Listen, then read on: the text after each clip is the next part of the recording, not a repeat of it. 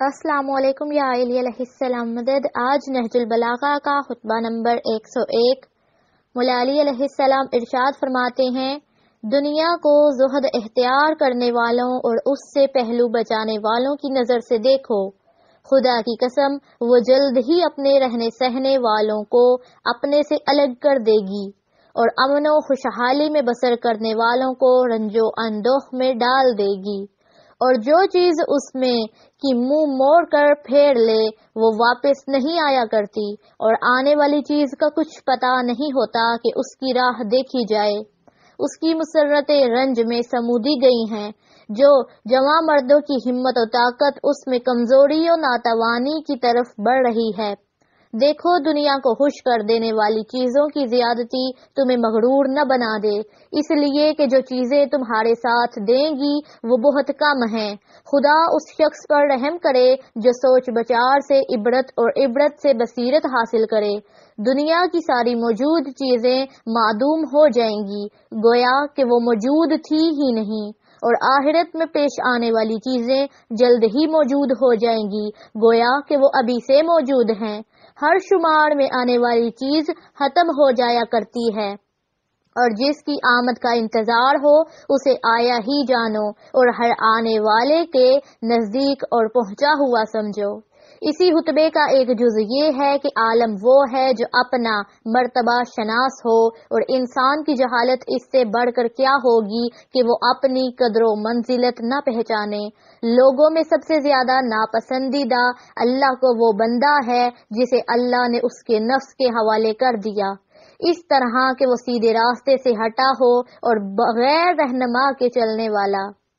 اگر اسے دنیا کی کھیتی کے لیے بلایا جاتا تو سرگرمی دکھاتا، اور آخرت کی کھیتی بونے کے لیے کہا جاتا تو کاہلی کرنے لگتا ہے۔ گویا جس چیز کے لیے اس نے سرگرمی دکھائی ہے وہ تو ضروری تھی، اور جس میں سستی و کوتاہی کی ہے وہ اس سے ساقط تھی۔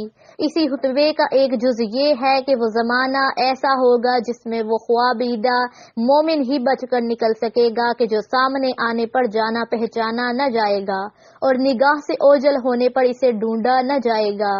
یہی لوگ تو ہدایت کے جگمگاتے چراغ اور شب پیمائیوں میں روشن نشان ہے، نہ وہ ادھر ادھر کچھ کا کچھ لگاتے پھرتے ہیں، نہ لوگوں کی برائیاں اچھاتے ہیں، اور نہ ہی اس کے راز فاش کرتے ہیں۔ اللہ انہیں لوگوں کے لیے رحمت کے دروازے کھول دے اور ان سے اپنے عذاب کی سختیاں کو دور کر دے گا۔ اے لوگو، وہ زمانہ تمہارے سامنے آنے والا ہے کہ جس میں اسلام کو اس طرح اوندا کر دیا گیا جس طرح برتن کو چیزوں سمیت جو کہ اس میں ہوں الٹ دیا جائے۔ اے لوگو، اللہ نے تمہیں اس امر سے محفوظ رکھا ہے کہ وہ تم پر ظلم کرے، مگر اس سے پناہ نہیں کہ وہ تمہیں آزمائش میں ڈالے۔ اس بزرگ و برتر کہنے والے کا ارشاد ہے، اس میں ہماری بہت سی نشانیاں ہیں اور ہم تو بس ان کا امتحان لیا کرتے ہیں۔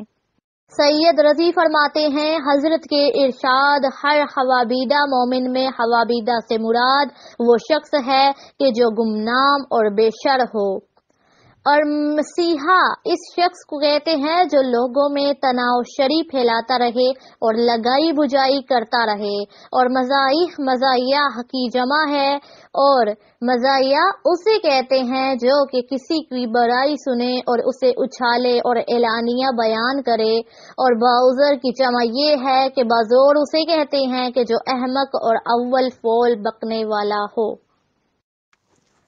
نہج البلاغہ کا خطبہ نمبر 102 ہے۔ مولا علی علیہ السلام ارشاد فرماتے ہیں، ایک دوسری روایت کی بنا پر یہ خطبہ پہلے درج ہو چکا ہے کہ جب اللہ نے محمد صلی اللہ علیہ وآلہ وسلم کو بھیجا تو عربوں میں نہ کوئی آسمانی کتاب کا پڑھنے والا تھا اور نہ کوئی نبوت و وحی کا دعوے دار۔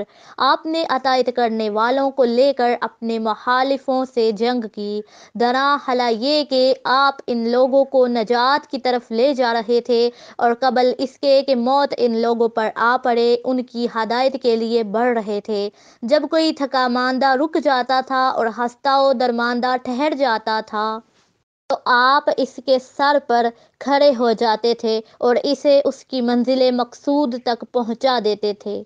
یہ اور بات ہے کہ کوئی ایسا تباہ حال ہو جس میں ذرہ بر بلائی ہی نہ ہو، یہاں تک کہ آپ نے انہیں نجات کی منزل دکھا دی اور انہیں ان کے مرتبہ پر پہنچا دیا۔ چنانچہ ان کی چکی گھومنے لگی، ان کے نیزے کا ہم جاتا رہا۔ خدا کی قسم میں بھی انہیں ہنکانے والوں میں تھا، یہاں تک کہ وہ پوری طرح پسپا ہو گئے اور اپنے بندنوں میں جکڑ دیے گئے۔ اس دوران میں نہ عاجز ہوا، نہ بزدلی دکھائی، نہ کسی قسم کی خیانت کی اور نہ مجھ میں کمزوری آئی۔ خدا کی قسم میں اب بھی باطل کو چیر کر حق کو اس کے پہلو سے نکال لوں گا۔